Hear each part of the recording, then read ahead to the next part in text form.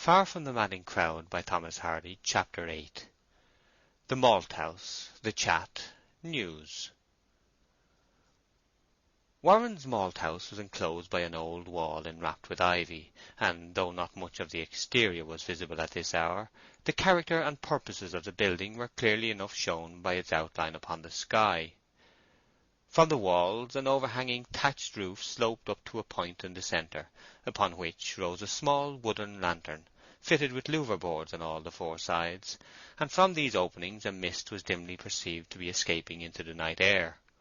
There was no window in front, but a square hole in the door was glazed with a single pane, through which red, comfortable rays now stretched out upon the ivied wall in front. Voices were to be heard inside.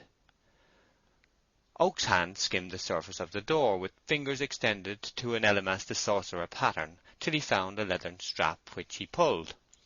This lifted the wooden latch, and the door swung open.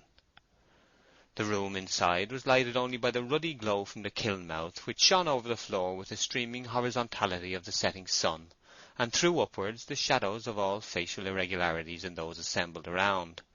The stone-flagged floor was worn into a path from the doorway to the kiln, and into undulations everywhere. A curved settle of unplaned oak stretched along one side, and in a remote corner was a small bed and bedstead, the owner and frequent occupier of which was the maltster. This aged man was now sitting opposite the fire, his frosty white hair and beard overgrowing his gnarled figure like the grey moss and lichen upon a leafless apple tree. He wore breeches and the laced-up shoes called ankle-jacks. He kept his eyes fixed upon the fire. Gabriel's nose was greeted by an atmosphere laden with the sweet smell of new malt. The conversation, which seemed to have been concerning the origin of the fire, immediately ceased, and everyone ocularly criticized him to the degree expressed by contracting the flesh of their foreheads and looking at him with narrowed eyelids, as if he had been a light too strong for their sight. Several exclaimed meditatively, after this operation had been completed, "Ah, 'tis a new shepherd, I believe. We thought we heard a hand pawing about the door for the bobbin, but weren't sure 'twere not a dead leaf blowed across," said another. "Come in, shepherd. Sure ye be welcome, though we don't know your name." "Gabriel Oak, that's my name, neighbours." The ancient maltster, sitting in the midst, turned at this, his turning being as the turning of a rusty crane. "That's never Gabriel Oak's grandson over at Norcombe, never," he said, as a formula expressive of surprise, which nobody was supposed for a moment to take literally. "My father and my grandfather were old men of the name of Gabriel," said the shepherd placidly. "Thought I know the man's face as I seed him on the rick, thought I did. And where be you trading off to now, shepherd?" "I'm thinking of biding here," said Mr. Oak. "Knowed your grandfather for years and years," continued the maltster, the words coming forth of their own accord, as if the momentum previously imparted had been sufficient. "Ah, and did you?" "Knowed your grandmother." "And her too?" "Likewise knowed your father when he was a child. Why, my boy Jacob there and your father were sworn brothers, that they were, sure. Weren't you, Jacob?" "Ah, sure," said his son, a young man about 65, with a semi-bald head and one tooth in the left centre of his upper jaw, which made much of itself by standing prominent, like a milestone in a bank. "But 'twas Joe had most to do with him. However, my son William must have knowed the very man afore us. Didn't ye, Billy, afore you left Norcombe?" "No, 'twas Andrew," said Jacob's son, Billy, a child of 40 or thereabouts, who manifested the peculiarity of possessing a cheerful soul in a gloomy body, and whose whiskers were assuming a chinchilla shade here and there. "I can mind Andrew," said Oak, "as being a man in the place when I was quite a child." "Ah, and the other day I and my youngest daughter Liddy were over at my grandson's christening," continued Billy. "We were talking about this very family, and 'twas only last purification day in this very world, when the use money is gied away to the second best poor folk, you know, shepherd. And I can mind the day, because they all had to traipse up to the vestry. Yeah, this very man's family." "Come, shepherd, and drink. 'Tis gape and swaller with us. A drop of summat, but not of much account," said the maltster, removing from the fire his eyes, which were vermilion red and bleared by gazing into it for so many years. "Take up the God forgive me, Jacob. And see if 'tis warm, Jacob." Jacob stooped to the God forgive me, which was a two-handled tall mug standing in the ashes, cracked and charred with heat. It was rather furred with extraneous matter about the outside, especially in the crevices of the handles, the innermost curves of which may not have seen daylight for several years, by reason of this encrustation thereon, formed of ashes accidentally wetted with cider and baked hard. But to the mind of any sensible drinker the cup was no worse for that, being incontestably clean on the inside and about the rim. It may be observed that such a class of mug is called a God forgive me in Weatherbury and its vicinity for uncertain reasons, probably because its size makes any given toper feel ashamed of himself when he sees its bottom in drinking it empty. Jacob, on receiving the order to see if the liquor was warm enough, placidly dipped his forefinger into it by way of thermometer, and having pronounced it nearly of the proper degree, raised the cup and very civilly attempted to dust some of the ashes from the bottom with the skirt of his smock-frock, because Shepherd Oak was a stranger. "A clean cup for the shepherd," said the maltster commandingly. "No, not at all," said Gabriel in a reproving tone of considerateness. "I never fuss about dirt in its pure state, and when I know what sort it is." Taking the mug, he drank an inch or more from the depths of its contents, and duly passed it to the next man. "Ah, I wouldn't think of giving such trouble to neighbours and washing up when there's so much work to be done in the world already," continued Oak in a moister tone, after recovering from the stoppage of breath which is occasioned by pulls at large mugs. "A right sensible man," said Jacob. True, it can't be gainsaid," observed a brisk young man, Mark Clark by name, a genial and pleasant gentleman, whom to meet anywhere in your travels was to know was to drink with, and to drink with was, unfortunately, to pay for. "And here's a mouthful of bread and bacon that missus have sent, shepherd. The cider'll go down better with a bit of victuals. Don't ye chalk quite close, shepherd, for I let the bacon fall in the road outside as I was bringing it along, and it may be 'tis rather gritty. There, 'tis plain dirt, and we all know what that is, as you say, and you bain't a particular man we see, shepherd." True, not at all," said the friendly Oak. "Don't let your teeth quite meet, and you won't feel the sandiness at all. 'Tis wonderful what can be done by contrivance." "My own mind exactly, neighbour." "Ah, he's his grandfer's own grandson. His grandfer were just such a nice unparticular man," said the maltster.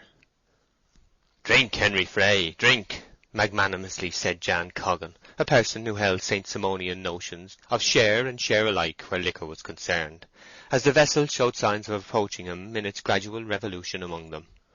Having at this moment reached the end of a wistful gaze into mid-air, Henry did not refuse.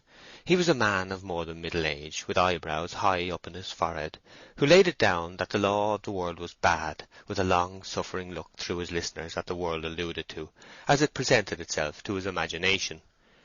He always signed his name Henery, strenuously insisting upon that spelling, and if any passing schoolmaster ventured to remark that the second E was superfluous and old-fashioned, he received the reply that Henery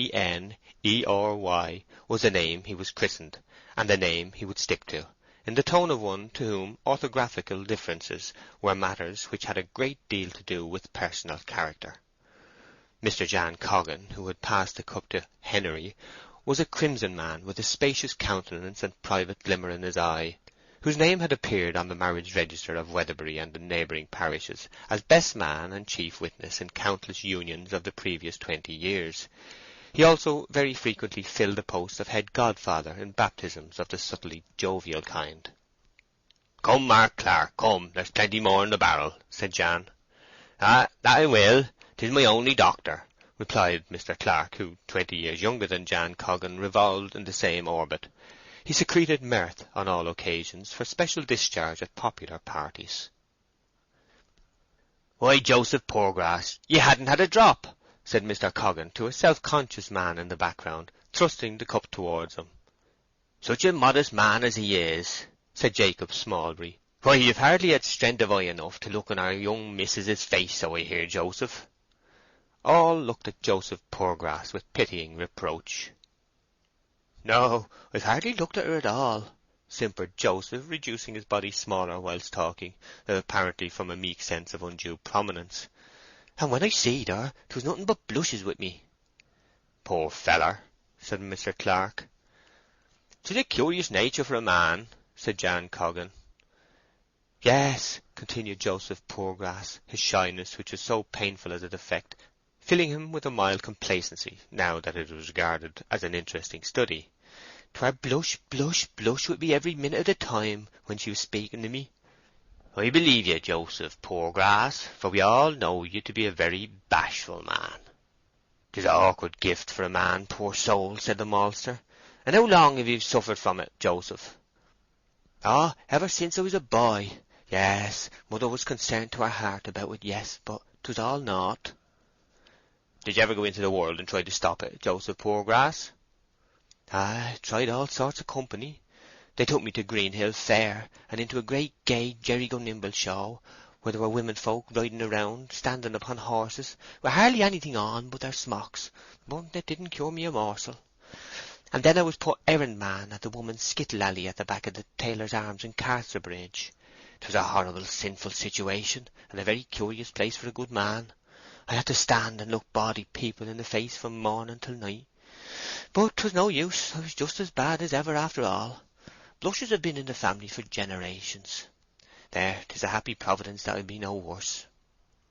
"True," said Jacob Smallbury, deepening his thoughts to a profounder view of the subject. "'Tis a thought to look at, that you might have been worse.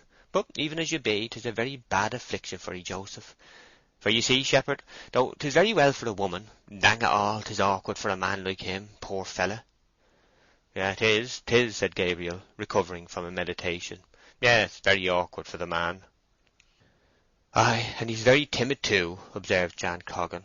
"Once he had been working late at Yalbury Bottom, and had had a drop of drink, and lost his way as he was coming home along through Yalbury Wood. Didn't he, Master Poorgrass?" "No, no, not that story," expostulated the modest man, forcing a laugh to bury his concern. "And so lost himself quite," continued Mr. Coggan with an impassive face, implying that a true narrative, like time and tide, must run its course, and would respect no man. "And as he was coming along in the middle of the night, much afeard and not able to find his way out of the trees nohow, it cried out, 'Man alost! Man alost!'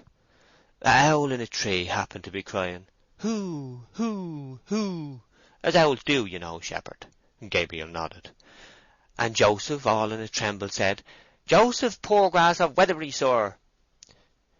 "No, no, now that's too much," said the timid man, becoming a man of brazen courage all of a sudden. "I didn't say, sir. I'll take my oath I didn't say, 'Joseph Poorgrass of Weatherbury, sir.' No, no, what's right is right, and I never said sir to the bird, knowing very well that no man of a gentleman's rank would be hollering there at that time of night. 'Joseph Poorgrass of Weatherbury.' That's every word I said, and I shouldn't have said that if it hadn't been for Keeper Day's metheglin. There, 'twas a merciful thing it ended where it did." The question of which was right being tacitly waived by the company, Jan went on meditatively. "And he's a fearfullest man, bain't ye, Joseph? Ay, another time you were lost by Lammindown Gate, weren't ye, Joseph?" "I was," replied Poorgrass, as if there were some conditions too serious even for modesty to remember itself under, this being one. "Yes, that were in the middle of the night too. The gate would not open, try how he would, and knowing there was the devil's hand in it, he kneeled down." "Ah," said Joseph, acquiring confidence from the warmth of the fire, the cider, and a perception of the narrative capabilities of the experience alluded to. "My heart died within me that time, but I kneeled down and said the Lord's Prayer, and then the belief right through, and then the 10 Commandments in earnest prayer. But no, the gate wouldn't open. And then went on with Dearly Beloved Brethren, and thinks I, this makes 4, and 'tis all I know out of the book, and if this don't do it, nothing will, and I'm a lost man. Well, when I got to saying after me, I rose from my knees and found that the gate would open. Yes, neighbours, the gate opened the same as ever." A meditation on the obvious inference was indulged in by all, and during its continuance each directed his vision into the ash-pit, which glowed like a desert in the tropics under a vertical sun, shaping their eyes long and liney, partly because of the light, partly from the depth of the subject discussed. Gabriel broke the silence. "What sort of place is this to live at? And what sort of missus is she to work under?" Gabriel's bosom thrilled gently as he thus slipped under the notice of the assembly the innermost subject of his heart. "We know little of her. Nothing. She only showed herself a few days ago. Her uncle was took bad, and the doctor was called with his world-wide skill, but he couldn't save the man. As I take it, she's going to keep on the farm." "That's about the shape of it, I believe," said Jan Coggan. "Ah, 'tis a very good family. I'd as soon be under them as under one here and there.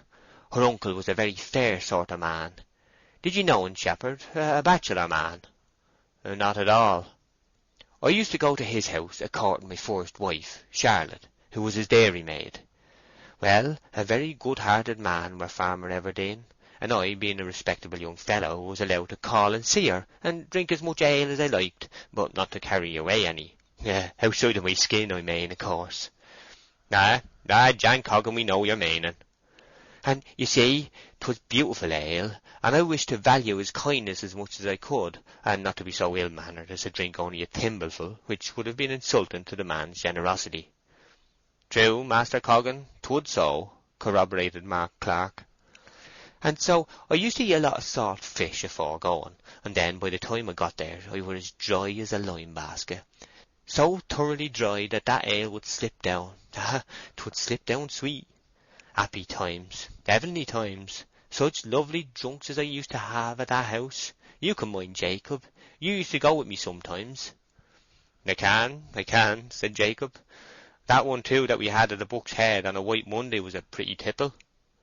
"'Twas, but for a wet of the better class, that brought you no nearer to the horned man than you were before you begun.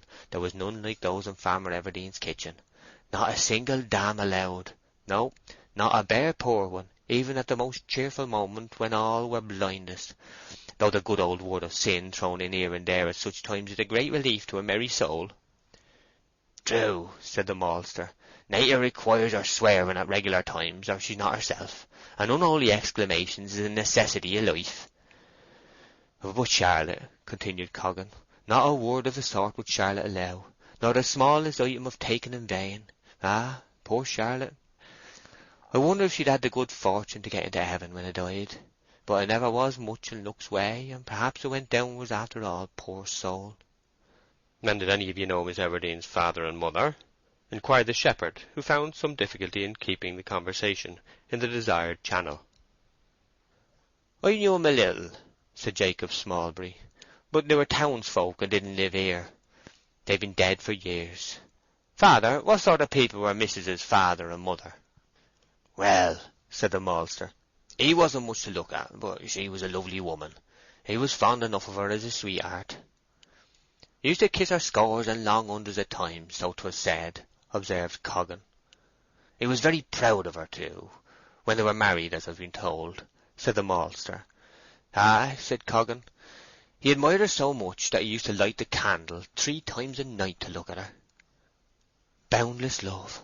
I shouldn't have supposed it in the universe," murmured Joseph Poorgrass, who habitually spoke on a large scale in his moral reflections. "Well, to be sure," said Gabriel. "Oh, 'tis true enough. I know the man and woman both well. Levi Everdene, that was the man's name, sure. Man, saith I in my hurry, but he were of a higher circle of life than that. I was a gentleman tailor, really, worth scores of pounds, and he became a very celebrated bankrupt 2 or 3 times." "Oh, I thought he was quite a common man," said Joseph. "Oh, no, no. That man failed for heaps of money, hundreds in gold and silver." The maltster being rather short of breath, Mr. Coggan, after absently scrutinizing a coal which had fallen among the ashes, took up the narrative with a private twirl of his eye. "Well, now, you'd hardly believe it, but that man, our Miss Everdene's father, was one of the ficklest husbands alive, after a while. Understand, I didn't want to be fickle, but I couldn't help it. The poor fellow were faithful and true enough to her in his wish, but his heart would rove, do what he would. He spoke to me in real tribulation about it once. 'Coggan,' he said, 'I could never wish for a handsomer woman than I've got, but feeling she's ticketed as my lawful wife, I can't help my wicked heart wandering, do what I will.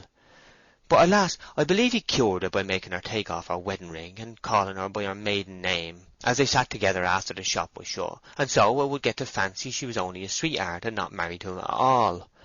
And as soon as he could thoroughly fancy he was doing wrong and committing the seventh, I got to like her as well as ever, and they lived on a perfect picture of mutual love. Well, that was a most ungodly remedy, murmured Joseph Poorgrass, but we ought to feel deep cheerfulness that a happy providence kept it from being any worse. You see, he might have gone the bad road, and given his eyes to unlawfulness entirely. Yes, gross unlawfulness, so to say it. You see, said Bill Smallbury, the man's will was to do right, sure enough, but his heart didn't chime in. He got so much better that he was quite godly in his later years, wasn't he, Jan? Said Joseph Poorgrass. He got himself confirmed over again in a more serious way, and took to saying Amen almost as loud as the clerk, and he liked to copy comforting verses from the tombstones. He used to hold the money play at Let Your Light So Shine, and stand godfather to poor little come-by-chance children. And he kept a missionary box on his table, to nab folks unawares when they called. Yeah, and he would box the charity boys' ears, if they laughed in church, till they could hardly stand upright, and do other deeds of piety natural to the saintly inclined. Aye, and at that time he thought of nothing but high things, added Billy Smallbury. One day Parson Thirdly met him and said, "Good morning, Mr. Everdene, 'tis a fine day." "Amen," said Everdene, quite absent-like, thinking only of religion when he see the parson. Yeah, he was a very Christian man. Their daughter was not at all a pretty child at that time, said Henery Fray. Never should have thought she'd have growed up such a handsome body as she is. 'Tis to be hoped her temper's as good as her face. Well, yes, but the bailie'll have most to do with the business than ourselves. Ah, Henery gazed in the ash-pit and smiled volumes of ironical knowledge. A queer Christian, like a devil's head in a cowl, as the saying is, volunteered Mark Clark. Footnote. This phrase is a conjectural emendation of the unintelligible expression, as the devil said to the owl, used by the natives. End of footnote. He is, said Henery, implying that irony must cease at a certain point. Between we two, man and man, I believe that man would as soon tell a lie on Sundays as working days. That I do. Good faith, you do talk, said Gabriel. True enough, said the man of bitter moods, looking round upon the company with the antithetic laughter that comes from a keener appreciation of the miseries of life than ordinary men are capable of. Ha! There's people of one sort and people of another, but that man, bless your souls. Gabriel thought fit to change the subject. You must be a very aged man, Malter, to have sons growed mild and ancient, he remarked. Father's so old that I can't mind his age, can he, father? Interposed Jacob, and he's growed terrible crooked too lately. Jacob continued, surveying his father's figure, which was rather more bowed than his own. Really, one may say that father there is three-double. Crooked folk'll last a long while, said the master, grimly, and not in the best humour. Shepherd would like to hear the pedigree of your life, father, wouldn't you, Shepherd? Aye, that I should, said Gabriel, with the heartiness of a man who had longed to hear it for several months. What may your age be, Malter? The maltster cleared his throat in an exaggerated form for emphasis, and, elongating his gaze to the remotest point of the ash-pit, said in the slow speech justifiable when the importance of a subject is so generally felt that any mannerism must be tolerated in getting at it. Well, I don't mind the year I were born in, but perhaps I can reckon up the places I've lived at, and so get it that way. I bode at Upper Longpuddle, across there, nodding to the north, till I were 11. Bode 7 at Kingsbere, nodding to the east, where I took to malting. I went therefrom to Norcombe, and malted there 22 years, and 22 years I was there turnip hoeing and harvesting. Ah, I know that old place Norcombe years afore you were thought of, Master Oak. Oak smiled sincere belief in the fact. Then I malted at Durnover 4 years, and 4-year turnip hoeing, and I was 14 times 11 months at Millpond St. Jude's, nodding north-west by north. Old Twills wouldn't hire me for more than 11 months at a time to keep me from being chargeable to the parish, if so be I was disabled. Then I was 3 years at Mellstock, and I've been here 31 year come Candlemas. Now how much is that?" "117," chuckled another old gentleman given to mental arithmetic and little conversation, who had hitherto sat unobserved in a corner. "Well, then, that's my age," said the maltster emphatically. "Oh, no, father," said Jacob. "Your turnip owing were in the summer and your malting in the winter of the same years, and we don't ought to count both halves, father." "Chock it all, I lived through the summers, didn't I? That's my question.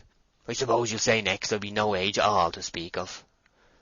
"Sure we shan't," said Gabriel soothingly.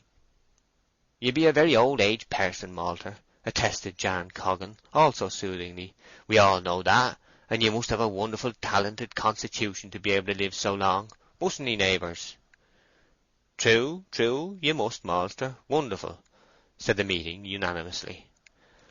The maltster, being now pacified, was even generous enough to voluntarily disparage in a slight degree the virtue of having lived a great many years, by mentioning that the cup they were drinking out of was 3 years older than he.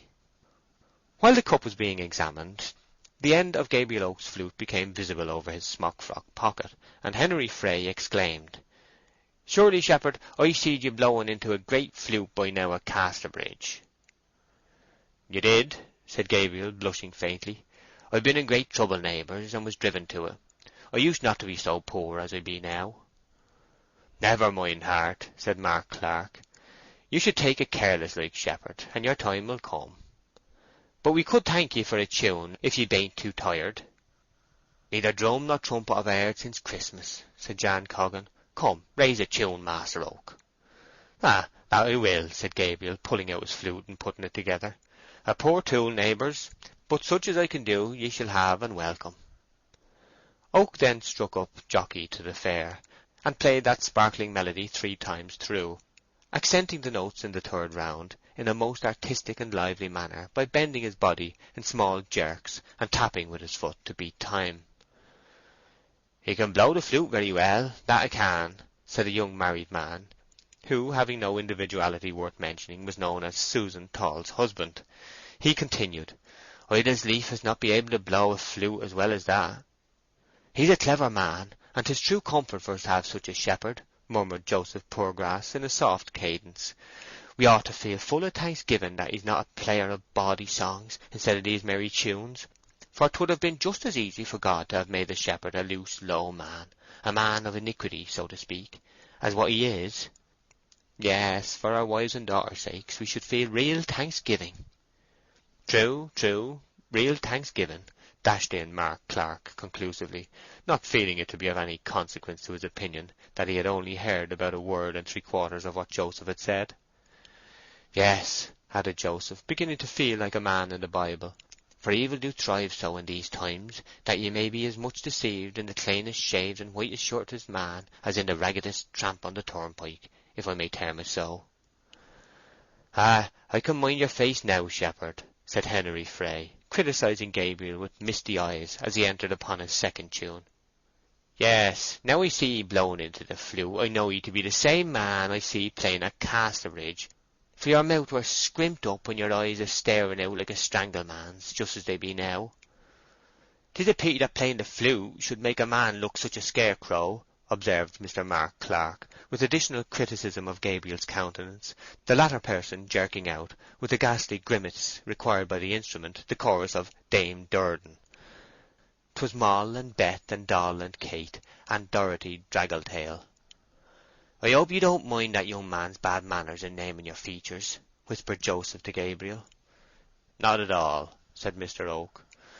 "For by nature ye be a very handsome man, shepherd," continued Joseph Poorgrass, with winning suavity. "Ah, that ye be, shepherd," said the company. "Thank you very much," said Oak in the modest tone good manners demanded, thinking, however, that he would never let Bathsheba see him playing the flute. In this resolve, showing a discretion equal to that related to its sagacious inventress, the divine Minerva herself. "Ah, when I and my wife were married at Norcombe Church," said the old maltster, not pleased at finding himself left out of the subject, "we were called the handsomest couple in the neighbourhood. Everybody said so." "Danged if you bain't taller now, malter," said a voice with the vigour natural to the enunciation of a remarkably evident truism. It came from the old man in the background, whose offensiveness and spiteful ways were barely atoned for by the occasional chuckle he contributed to general laughs. "Oh, no, no," said Gabriel. "Don't you play no more shepherd," said Susan Tall's husband, the young married man who had spoken once before. "I must be moving, and when there's tunes going on I seem as if hung on wires. If I thought after I'd left that music was still playing, and I not there, I should be quite melancholy like." "What's your hurry then, Laban?" inquired Coggan. "You used to bide as late as the latest." "Well, you see, neighbours, I was lately married to a woman, and she's my vocation now, and so you see—" The young man halted lamely. "New lords, new laws, as the saying is, I suppose," remarked Coggan. "Ah, I believe," said Susan Tall's husband, in a tone intended to imply his habitual reception of jokes, without minding them at all. The young man then wished them good night and withdrew. Henry Fray was the first to follow. Then Gabriel arose and went off with Jan Coggan, who had offered him a lodging. A few minutes later, when the remaining ones were on their legs and about to depart, Fray came back again in a hurry. Flourishing his finger ominously, he threw a gaze teeming with tidings, just where his eye alighted by accident, which happened to be in Joseph Poorgrass's face. "Oh, what's the matter? What's the matter, Henry?" said Joseph, starting back. "What's a brewing, Henry?" asked Jacob and Mark Clark. "Bailey Pennyways, Bailey Pennyways. I said so. Yes, I said so." "What, found out stealing anything?" "Stealing it is. The news is that after Miss Everdene got home she went out again to see all was safe, as she usually do, and coming in found Bailey Pennyways creeping down the granary steps with half a bushel of barley. She fleed at him like a cat. Never such a tomboy as she is. Of course, I speak with closed doors." You do, Henry." "She fleed at him, and to cut a long story short, he owned to having carried off 5 sack altogether, upon her promising not to prosecute him. Well, he's turned out neck and crop, and my question is, who's going to be Bailey now?" The question was such a profound one that Henry was obliged to drink there and then from the large cup till the bottom was distinctly visible inside. Before he had replaced it on the table, in came the young man, Susan Tall's husband, in a still greater hurry. "Have you heard the news that's all over the parish?" "About Bailey Pennyways?" "But besides that?"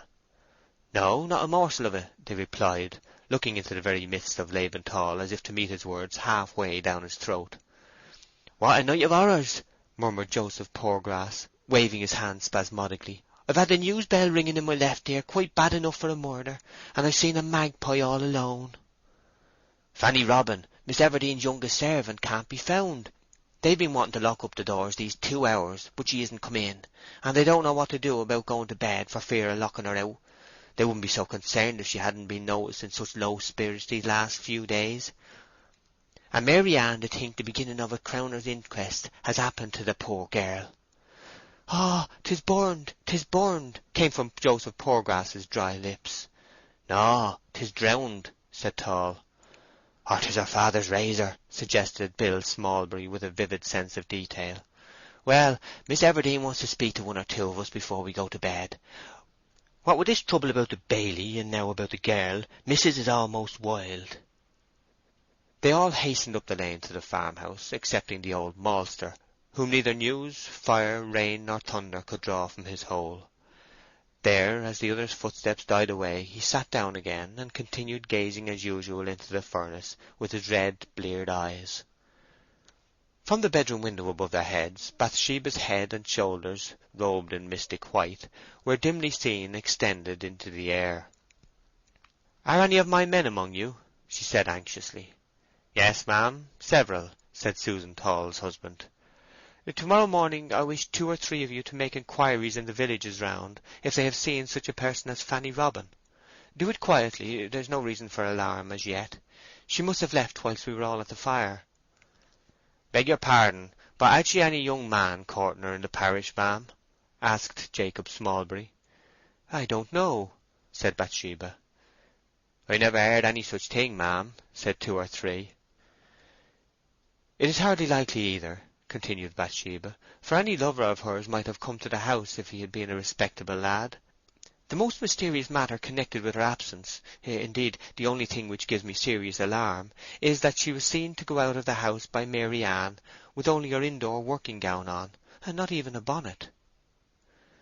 "And you mean, ma'am, excusing my words, that a young woman would hardly go to see a young man without dressing up," said Jacob, turning his mental vision upon past experiences. "That's true, she would not, ma'am." "She had, I think, a bundle, though I couldn't see very well," said a female voice from another window, which seemed that of Mary Ann. "But she had no young man about here. Hers lives in Casterbridge, and I believe he's a soldier." "Do you know his name?" Bathsheba said. "No, mistress. She was very close about it." "Perhaps I might be able to find out if I went to Casterbridge barracks," said William Smallbury. "Very well. If she doesn't return tomorrow, mind you go there and try to discover which man it is, and see him. I feel more responsible than I should if she had had any friends or relations alive. I do hope she has come to no harm through a man of that kind. And then there's this disgraceful affair of the bailiff, but I can't speak of him now." Bathsheba had so many reasons for uneasiness that it seemed she did not think it worth while to dwell upon any particular one. "Do as I told you, then," she said in conclusion, closing the casement. "Aye, aye, missus, we will," they replied, and moved away. That night at Coggan's, Gabriel Oak, beneath the screen of closed eyelids, was busy with fancies, and full of movement, like a river flowing rapidly under its ice. Night had always been the time at which he saw Bathsheba most vividly, and through the slow hours of shadow he tenderly regarded her image now. It is rarely that the pleasures of the imagination will compensate for their pain of sleeplessness, but they possibly did with Oak tonight, for the delight of merely seeing her effaced for the time his perception of the great difference between seeing and possessing.